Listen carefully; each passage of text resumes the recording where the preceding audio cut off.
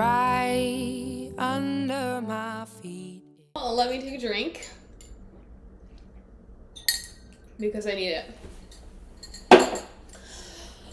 And today's book is The Summer Pact by Emily Giffin, and it is yet another fail in my quest to, one, find a comp title, which honestly, this one not so bad as per a comp title, but two, and more importantly, in my quest to find books that I like.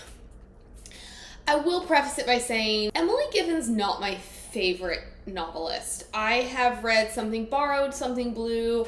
I think I've read one or two other books of hers. I was morally opposed to Something Borrowed, Something Blue, and therefore I couldn't see the value of them. I do feel like I've reread them and I appreciated them more, and I feel like I have positive feelings regarding the other novels of hers that I've read, but I also remember feeling slightly let down. It has been 10-15 years since I've read an Emily Giffin novel. I will say that The Summer Pact was much better written than I'd expected. I know that a beach read doesn't necessarily mean that this is going to be a light and fluffy novel, but personally, I didn't really feel like this was a beach read. It was frustrating for me that it had to delve into situations and themes that I didn't care to experience for this novel. Not that Giffin did a bad job with them. It just wasn't what I was looking for. So I don't have a high opinion of this novel, but I can't really say that it was a bad novel. It simply wasn't hitting my buttons. Honestly, I really had no idea what it was about. I know I read The Dust Jacket because I'm looking for comp titles. For me, this one was a must-read because of the journey of self these characters experience. Other than that, though, I couldn't tell you what the book was about. But I did have the impression that it was going to be a summer novel, and therefore it was probably going to be a little bit more lighthearted, perhaps.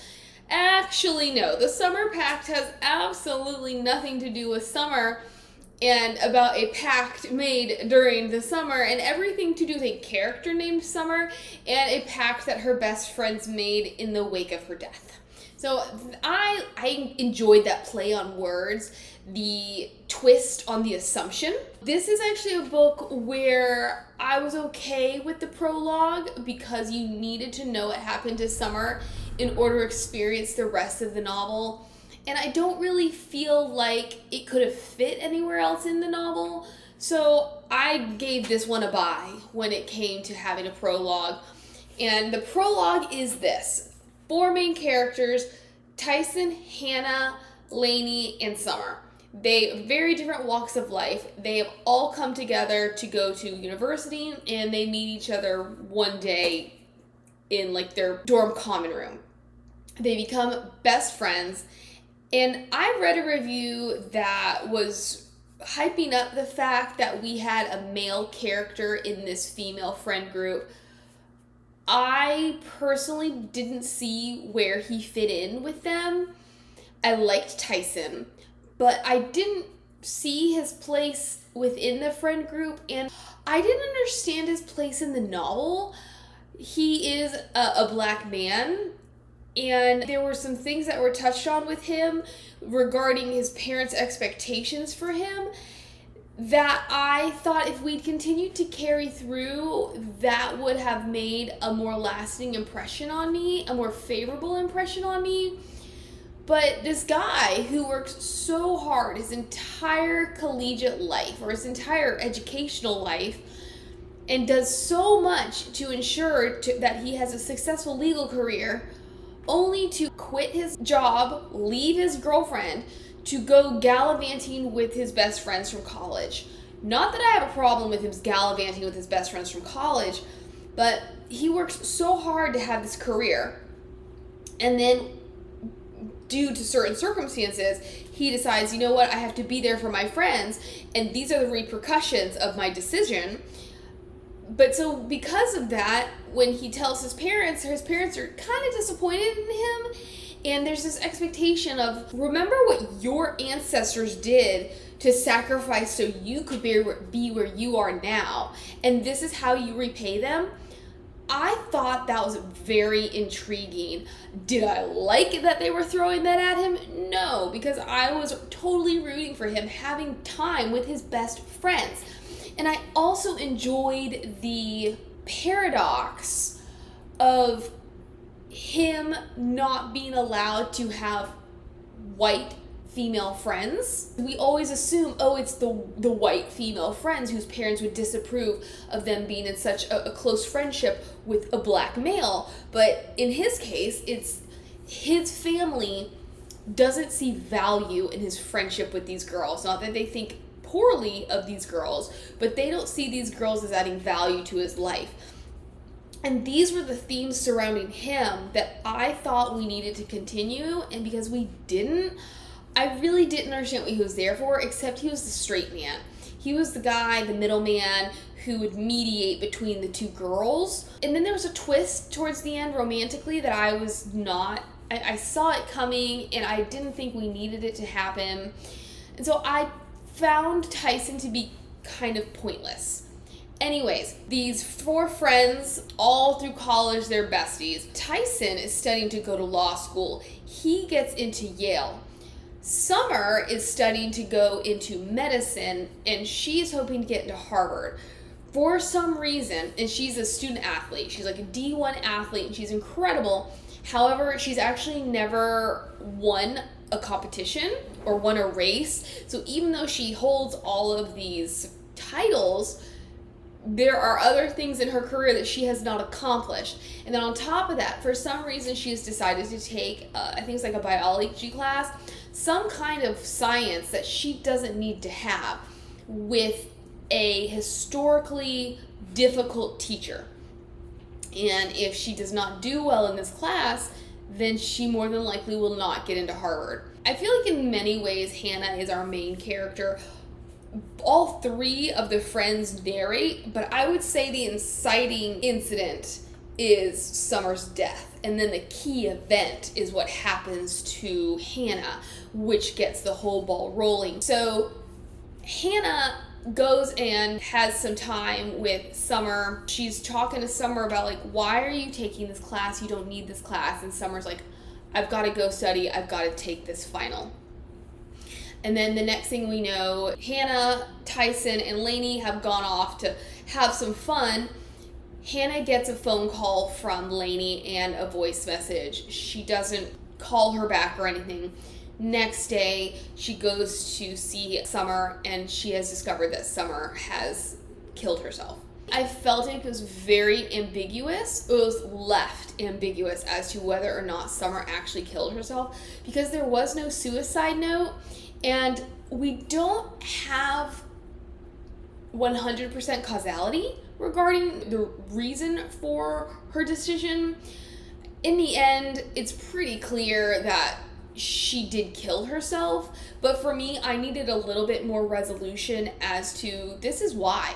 Like, why didn't she leave a note? I'm assuming it was the pressure of everything, the fact that she felt like she was failing in life, because then spoiler, she and Tyson had sort of begun this little romantic thing, but she was very jealous of the time that he would give the other girls, particularly Hannah. So there's this insecurity, there's this pressure to succeed, there's this pressure to get into school, there's this pressure to win, and I guess she just couldn't handle it. This is really all we get of Summer. She is brought up a great deal during the novel, so it's not like she's dropped here, but this was our one opportunity to get to know Summer. And so I didn't feel like I understood why she would make such a drastic decision. I understand the circumstances. I understand why, but in connection to her character, I felt like there's a little bit lacking in the explanation department. Fast forward to a year, the three friends decide to get together, and then they end up making this pact that says, if one of us is ever struggling, no matter what the reason, We will talk to each other. We will not let it get this far. Fast forward another couple of years, and Lainey has become not this big famous actress, but she's on her way. Basically, she has this hit Netflix show, and she's kind of the standout. Tyson, as I said, is a lawyer. And then Hannah is in the interior design business, living in Atlanta. She is engaged to the love of her life, this guy named Grady. From the jump, we know that her one goal in life is to have a family. While everybody, all of her other friends were all about going to college and making something of themselves and knowing what they wanted to do and what they wanted to be, her one passion was having a family. So now she is in her 30s and she does not have that, but she is engaged to Grady, who is somebody that she had grown up with. He was like the hot stud at high school.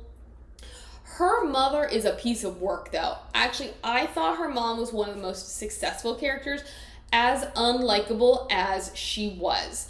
I thought she was done very effectively. Did I want to rage against the machine when it came to her treatment of Hannah? Absolutely. But that's what made her effective. And for me, in a novel where honestly, if this was a 3-act structure, by act 3, I had disengaged. I did not need anything else. I didn't feel like there was much momentum. I didn't feel like there was much development going on within this storyline to keep me invested. But I did enjoy this mother. I thought she was a great antagonist. She was very controlling, very adept at gaslighting, and she had set up her daughter and Grady. They hit it off enough, and Hannah is just on cloud 9. Turns out that neither Lainey nor Tyson like Grady. He's low-key racist. He's very self-consumed. And Hannah has this type. Rich, white, frat boy.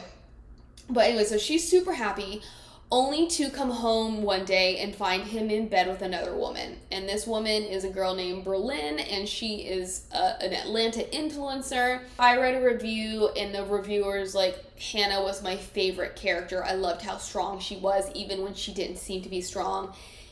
In some ways, I agree. In others, I thought Hannah was frustrating and weak, and I wanted her to have a voice. I wanted her to have this strength that I felt like so often she just missed the boat on. And this is one of those moments where she decides, I'm not going to confront them at all. I'm just going to stand here like a voyeur and watch them get it on because there's nothing else I can do. What she does do is she gives Lainey a call, and Lainey is on her way to New York to have like this big audition. Lainey's in California, and she decides, actually, you know what? Hannah needs my help because we all know that Hannah's mom is going to blame this on her, even though it was not her fault. She tries to get in touch with Tyson, and Tyson's just not one of those people that, I guess, and this is when I kind of was expecting a divergence of the friendships, and then the friendships needed to re-strengthen as this novel continued, almost like the Sisterhood Everlasting from Sisterhood of the Traveling Pants. Tyson's just hard to get in touch with. He doesn't talk on the phone. He might answer your text message. So finally, she gets him on the phone, and he's in the middle of prepping for this big case, but he's like, well, I made this pact, so I've got to be there for Hannah. He walks over to, I guess, his boss's office, and he's like, this is the deal. I have an emergency. I have to take some time off. And the boss is a typical misogynistic white male who is like, well, if you leave, then never come back because your job won't be waiting for you. And then Tyson goes and he's talking to his girlfriend about it, and his girlfriend is highly unsupportive, which on one hand, I completely understand what she's saying because it does not really make sense, his decision based on his character, but this is his decision because these are his best friends, and the girlfriend has insecurities regarding these best friends because she doesn't know if they're threats or not. And so she gives him an ultimatum as well. And then I guess has the audacity to be upset when he decides to continue through with being supportive of Hannah. So then, he's got to tell his parents, and this is when his parents are guilt tripping him about his decision. And there's this underlying theme about men and women cannot truly be friends. One of the reviews I read thought that Giffin totally made her point because Lainey is against love due to the fact that her dad has a completely other family. Her mother was the mistress, and her dad led her mother on her entire life up until the point when her mother died of cancer. But her thought is like, romance is dead. There's no such thing as romance. Guys and girls just cannot be friends. In the end, I feel like Giffin actually proved the point that they cannot be friends because of what happens. I was just frustrated with Tyson's storyline. Long story short, he flies into Atlanta. And then this was frustrating for me because Lainey was my absolute favorite. She was the biggest mess there was because of the trauma growing up with this dysfunctional family and this dysfunctional father figure. But she was not going to take all of this lying down. So what she does is she's like, Hannah, here's our plan. We're going to go to dinner and you're going to look smoking hot. You're going to confront him and then you're going to dump him. Or, you know what? Maybe you don't even tell him, but you just break up with him and then not knowing he's going to kill him. Actually, I think Tyson said that. Whatever the case, both of the friends end up coming to dinner with her and Grady, and she ends up saying, can you step away? I want to talk with Grady for a minute. And Grady apparently, Tyson's a good looking guy. Grady has also had this secret fear or jealousy of Tyson, and the fact that Hannah and Tyson might have romantic feelings for each other. So when she breaks up with him, he's like, oh, is it because of Tyson? This also bubbles into her mother because I guess Grady had let the mother know what had happened, and the fact that she had a male friend staying at her apartment. And even when Lainey comes to her rescue and is like, yeah, he was there, but I was the one in her bed. Tyson was on the couch. It's like her mother, and her mother was done very well. But I do wish in some respects there had been a little bit of give and take where her mother is put in her place. And on the same token, the dad, who's fully supportive of Hannah, and she was a favorite of his, he would bow to whatever the mother wanted. So he could not stand up to her, and he could never support his daughter. And I really wanted to see a little bit more family dynamic there in which they are growing. So Hannah breaks up with Grady, but she doesn't tell him why. Because, of course, the mystery is going to kill him. And that is what we really want, is we want him to be going out of his mind as to why Hannah, who is something of a doormat, would just break up with him out of the blue. Lainey decides that she wants these guys to have their comeuppance. But before she approaches Grady and Berlin, the three of them decide, hey, before Summer died, our plan was we were each going to pick a city in the world and we were going to travel there. So let's do it. Let's just pick up and leave everything behind, and let's just have this time to ourselves. One of Hannah's comments is, well, that would be great, but I don't have any money. All the money I have invested in this house, because it was Grady's house, but it was the house that they were going to live in when they got married, and she had invested kind of in the decorating of it. So Lainey orchestrates this sadistic meet cute in which she's having breakfast with Grady only for Berlin to show up, and then she basically blackmails them into believing that she's got footage of them in bed together.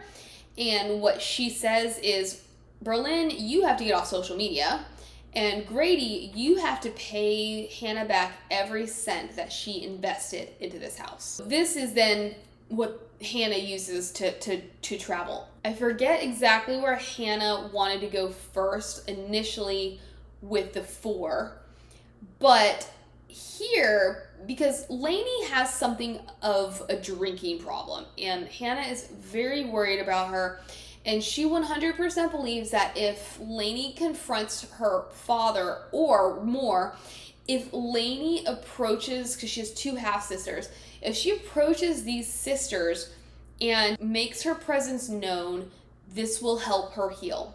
So she says, I want to go to Texas. And Lainey's like, nope, I veto that, only for Hannah and Tyson to be like, well, you said there's no vetoes. They go to Texas to meet with one sister, Ashley. They get to Ashley's house only to find the father and the mother there, the father and his wife at this house. Ashley does show up, and Lainey is very explosive, and she just cuts right to the chase. It does not go over well. They get kicked out of the house. They go back to their hotel, and while Tyson and Hannah go to the pool, Lainey goes to the bar. She picks up this random dude at the bar. They go back to the hotel room. They get their jiggy on. Hannah and Tyson come in to check on her just to make sure everything's okay. Lainey and Tyson get into a really big blowout because she feels like he's judging her all the time, which in some respects he probably is, but at the same time he's also looking out for her in a way that nobody else is, and he's the voice of reason. So I was just like, why is he cowing to her when I personally didn't feel like he was being that judgmental. He was just telling her things she didn't want to hear. They come to a truce. I'm going to reel it in if you reel it in. And their next decision is to go to Capri in Italy. They go to Capri because that is where Summer had wanted to go. And this is Tyson's choice. Lainey's ultimate choice is that they go to Paris because that was Hannah's original choice. And I think maybe they were going to honeymoon there. It doesn't really matter. But, you know, it's like the city of romance, the city of love. Let's give Hannah a little bit of that. But then she gets a call from her agent, and her agent's like, you remember that audition you blew off? Well, it seems like Playing Hard to Get is working in your favor because they want you for the role as the pigeon girl, and I think it's opposite Brad Pitt. So she does decide, with the urging of her friends, let's forego Paris in favor of Budapest because this is where, I think it was Budapest, because this is where some of the filming was going to take place. Now they're in Capri, they're kind of living things up, and I felt like, I mean, we're in the last third of the novel here. I didn't feel like there was much storyline going on, that there's much fresh storyline going on. It felt like wash, rinse, repeat. In some ways, whereas I felt like Hannah was the main character, Lainey, it was her journey. It was all about getting Lainey healthy, getting her in an emotionally and mentally healthy place, as well as a physically healthy place in terms of her drinking. I couldn't see what anybody was learning and growing. What I did see was this. Hannah is one of those sensitive types, and she wanted to reach out to Olivia, the other sister, just to apologize, just in case her family had reached out to her and told her what had happened. Olivia is a professional tennis player. Just so happens she's also in Italy, but she also does not get along with her family because of political reasons. And I thought this was vague enough that it was a euphemism for more than just political reasons. It was probably more of her sexuality, and I was 100% right. Because she and Olivia continue this dialogue, and this is the point where I was like, okay, I know where we're going with this, and to be fair, I am not the target audience for that. I will not get the warm fuzzies from that kind of a relationship, but I also thought it was just kind of weird that Hannah, I mean, I didn't think it was out of character for Hannah to do something like this, just because she is a doormat and she is very worried about appearances. But did she learn nothing from orchestrating that disaster of a meetup with Ashley? You could tell, especially because as she would be messaging with Olivia, Lainey was suspecting that she's messaging with Grady, and she had cut Grady off and her mother off entirely.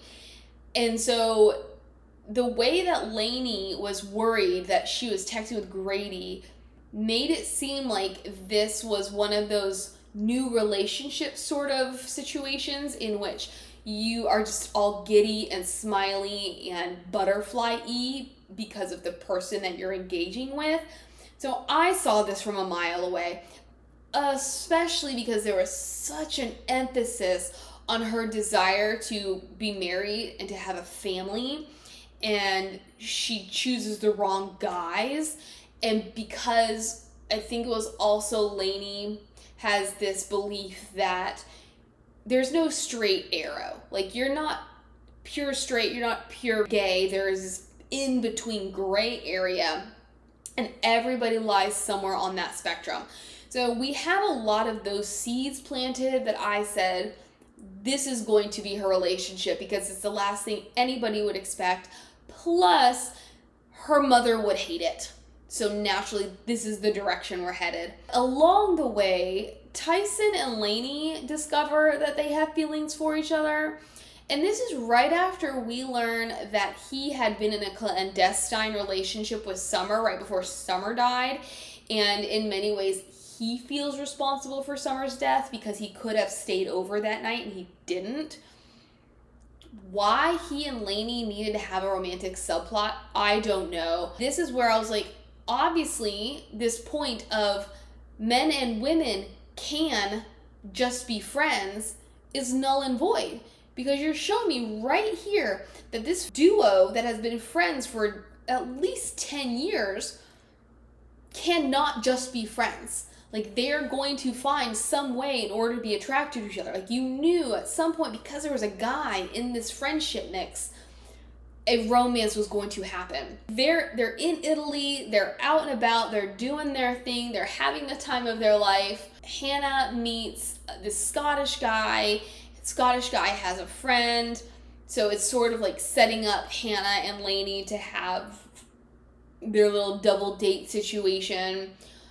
They meet up, and Hannah is going on with her Scottish guy. Lainey, even though she basically promised that she would too, changes her mind at the last minute and gets out of the car, and she joins Tyson in the elevator. They have a little shower scene, they have this cuddle scene, and they're like, we can't be caught like this. Hannah, meanwhile, loses her mojo. For some reason, she just stops feeling it, and again, I'm like, it's because she's going to get together with Olivia. She then jet sets, and she comes back to the hotel, and she's like, oh, you guys are just so cute. What a little married couple. Hannah gets a text from Olivia, and Olivia's like, why don't I just try to come? Let's just see what happens. And Hannah, to be fair, Hannah's like, that's a terrible idea. Lainey wants nothing to do with you and your family. Like, this is just not going to work out.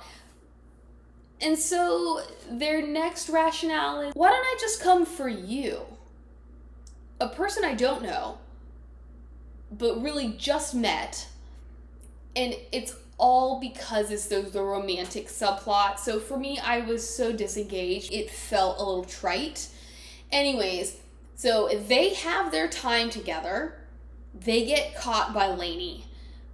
And by the end of this day, this is when we learn the truth about why Olivia is estranged from her family, who are, in no less terms, described as prejudiced bigots. That's the thing about this novel, is it's one of those agenda novels that wasn't very subtle. Lainey has an absolute conniption, and she goes into this death spiral.